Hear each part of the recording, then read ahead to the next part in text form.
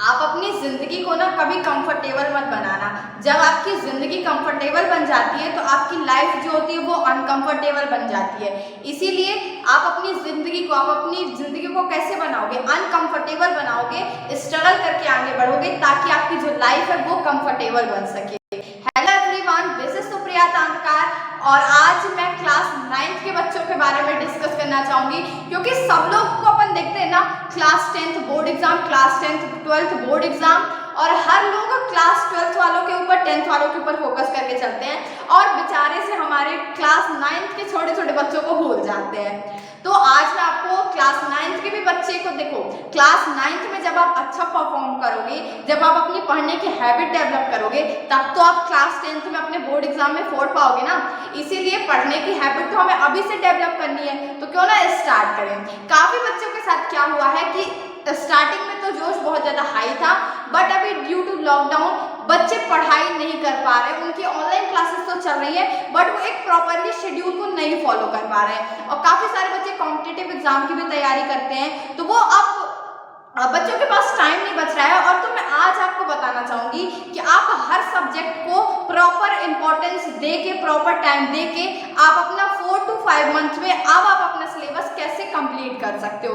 अभी तक आपने जो भी किया, मौज मस्तियां की, सब कुछ भूल जाओ, कोई फर्क नहीं पड़ता। अभी से भी आप स्टार्ट करोगे तो डेफिनेटली आप आसानी से सब चीजें कर सकोगे।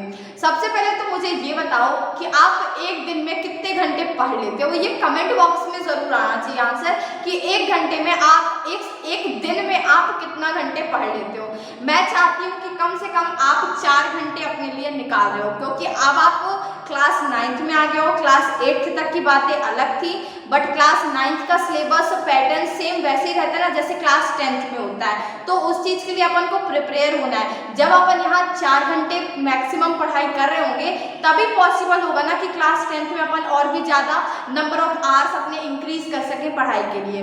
तो देखो, 2 घंटे कहीं आप 1 घंटे की सीटिंग पे बैठ रहे हो, 1.5 घंटे की सीटिंग पे बैठ रहे हो, उससे कोई प्रॉब्लम नहीं है, बट अपन को सिलेबस कैसे कंप्लीट करना है। हमारे मैथ्स में मैक्स कितने चैप्टर्स हो रहे हैं?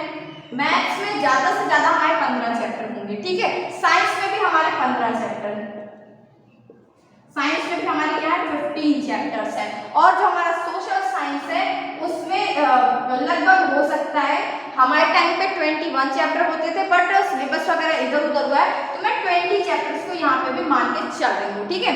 देखो 15, 20। आप काफी बच्चे बोलेंगे मेरा इंग्लिश भी सब्जेक्ट है, इंग्लिश को भी लिख देते हैं। अब हिंदी भी हमारा मेन सब्जेक्ट है। अब ये बात तो सबको पता है, अगर आप क्लास 9th में आ गए हो तो हिंदी इंग्लिश अपन कब पढ़ते हैं? पेपर के 2 रात पहले। लेकिन आपको ये मिस्टेक नहीं करनी है। हिंदी इंग्लिश पढ़ने का मैं आपको एक करेक्ट टाइम बताती हूँ। जब भी आप अपने बेड पे जाते हो ना, उसके पहले सिर्फ 20 मिनट एक दिन आप हिंदी पढ़ो, एक दिन आप इंग्लिश पढ़ो। आज हिंदी पढ़ लिया 20 मिनट, आधे घंटे में एक चैप्टर रीड हो जाएगा, 2 दिन में आपका एक चैप्टर खत्म हो जाएगा हिंदी का। कितने आसान तरीके से, आसानी से अपन ये 2 सब्जेक्ट में मार्क्स स्कोर कर सकते हैं। देखो, आप इस चीज को समझने की कोशिश करो, जो आपका ओवरऑल रिजल्ट बनता है वो 5 सब्जेक्ट को मिला के बनता है, और इंग्लिश हिंदी में मार्क्स स्कोर करना मैथ्स साइंस की कंपैरिजन में बहुत ज्यादा आसान हो जाता है। इसीलिए आप अपने सब्जेक्ट हिंदी और इंग्लिश को कभी भी नेग्लेक्ट मत करना, हमेशा उसको आधे घंटे 1 घंटे दे के, आधे घंटे सफिशिएंट है, 1 घंटे देने की जरूरत नहीं है। आधा घंटा आज हिंदी को दे दो, आधा घंटा कल इंग्लिश को देना, इतने में ही आपके ये 2 चैप्टर्स पूरे कंप्लीट होते चल जाएंगे। मैथ्स में आपको 1-1, 1.5 घंटा लगाना पड़ेगा, तब जाके आप अच्छे मार्क्स स्कोर कर पाओगे, लेकिन हिंदी इंग्लिश में आप आधे घंटे से ही अच्छे मार्क्स स्कोर कर सकते हो, तो क्यों ना स्कोर करें हम। अब देखो, मैथ्स में हमारे पास कितने चैप्टर्स हैं? 15। साइंस में भी मैं मान रही हूँ 15 चैप्टर्स हैं, और एसएसटी में 20। ये 3। हमारे पास टाइम कितना बचा है? 4 मंथ। 4 × 30 करोगे तो अपने पास कितने डेज हो जाएंगे? करके देखो, 3 4 12, 120 डेज हमारे पास हो रहे हैं। और यहाँ पे चैप्टर्स हमारे कितने हो रहे हैं? 50 चैप्टर्स है हमारे पास, लगभग 50 चैप्टर्स है, और हमारे पास कितना है? 120 डेज है। तो 20 डेज तो अपन निकाल देते हैं, है ना। 20 डेज अभी बीच में आपकी राखी भी आ रही होगी, किसी दिन आप पढ़ भी नहीं रहे होगे, तो मैक्स टू मैक्स हमारे पास कितना टाइम बच रहा है? 100 डेज। 50 चैप्टर्स हैं और हमारे पास 100 डेज हैं। मतलब कि हर एक चैप्टर को हम कितना टाइम दे पाएंगे, 2 दिन, इस हिसाब से अगर चलोगे। बट मैं आपको ये बता रही हूँ कि आप गलत हिसाब लगा रहे हो। आप 2 दिन से ज्यादा एक चैप्टर को दे पाओगे। कैसे? देखो, आप ना मिस्टेक क्या करते हो कि आप ना सुबह से जो चैप्टर लेके बैठ जाते हो, जैसे आज मैंने फिजिक्स का साउंड चैप्टर स्टार्ट किया, तो आप क्या कोशिश करते हो कि मैं पूरा दिन में इसी चैप्टर को पढूं। बट ये ना गलत तरीका होता है। जब आप ना पूरा दिन एक ही सब्जेक्ट को लेके पढ़ते हो तो उस चैप्टर में आप आगे तो बढ़ते जाते हो, लेकिन आप पीछे की चीजों को भूलते जाते हो, पीछे के कॉन्सेप्ट को आप भूलते जाते हो। तो आप क्या करो, एक दिन में आप अपने 2 सब्जेक्ट को लेके चलो। कितने सब्जेक्ट को? 2 सब्जेक्ट को लेके चलो। तो एक दिन में आप 2 सब्जेक्ट जब लेके चलोगे तो आपके साथ ही साथ में आपके यहाँ पे कितने डेज हो जाएंगे? आपके पास 200 डेज हो जाएंगे। देखो नंबर कैसे बढ़ गए। सिर्फ पढ़ाई करने का प्लान है 4 महीने का, 4 महीने में भी आप 8 महीने कितनी आसानी से निकाल सकते हो। यहाँ पे अगर एक दिन में आप 2 सब्जेक्ट को लेके चलोगे तो आपके पास 200 डेज हो जाएंगे। आपका ये जो सिलेबस रहेगा ये आसान तरीके से कंप्लीट हो जाएगा। देखो, आप क्या करो, जैसे मैंने बोला कि 4 घंटे आपको पढ़ना ही पढ़ना है। 1 घंटे आप इंग्लिश बोल रही हूँ, 2 घंटे आपने फिजिक्स पढ़ी है तो 2 घंटे कोई एसएसटी का सब्जेक्ट पढ़ लो। और कभी भी ना साइंस के सब्जेक्ट मत पढ़ना। एक हमेशा याद रखो कि अगर आप एक थ्योरी सब्जेक्ट पढ़ रहे हो तो फिर उसके बाद ना आप एक प्रैक्टिकल सब्जेक्ट पढ़ो। जैसे कि आपने आज 2 घंटे पहले पढ़ा बायो हमारे एक थ्योरी का चैप्टर होता है, फिर उसके बाद आप क्या करो, मैथ्स पढ़ो, तो एक वो प्रैक्टिकल सब्जेक्ट हो जाएगा।